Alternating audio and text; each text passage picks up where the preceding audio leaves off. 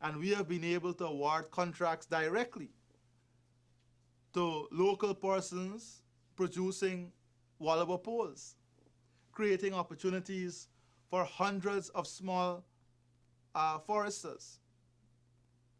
We have been able to create opportunities for the supply of electrical supplies for persons working in this field, this specific field, to the extent that we have now expanded our projects department to have a unit that looks at the electrification program for different housing schemes.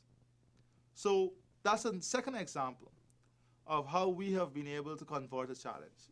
The third example is, how do we deal with our critics? Those persons who are continuously negative in relation to development of our country. We deal with our critics based on performance.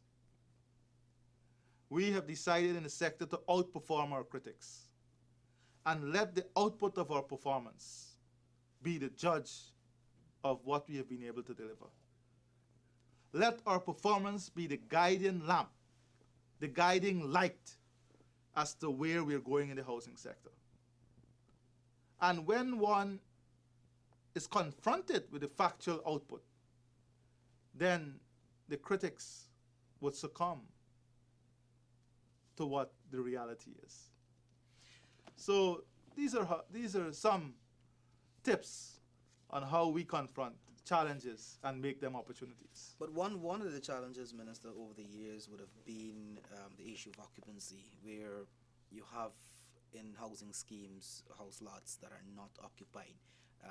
And I know the ministry at one point was even moving in the direction of maybe repossessing some of those lands that were left. Could you speak a little to? We have another major challenge that we have had is the emergence of fraudsters. And we have been working aggressively to fight these fraudsters. We had many sting operations, and this has been a very successful year for us in identifying and bringing to the justice system many fraudsters who are operating out there. In terms of occupancy, we have seen a tremendous improvement and increase in occupancy level and rates. And this can be substantiated by the loan portfolio for the housing loan portfolio of various banks. We have started a repossession drive, and that continues to date. One of the problem, Edward, is the motivation to do illegal things. An ordinary family would have bought a house lot for $92,000, $100,000 in Diamond. That lot today is worth $8 million, $9 million. That is what they're getting for it. So a lot of them are lured into selling their land. We have continuously warned that this is illegal. But persons still persist along these paths. And that is a challenge that we have to confront. In confronting those challenges, we have continuously, at least 2 times this year, completed comprehensive audits of the various housing schemes. And the results of those audits was able to identify to us many areas, many illegal transactions that we were able to deal with.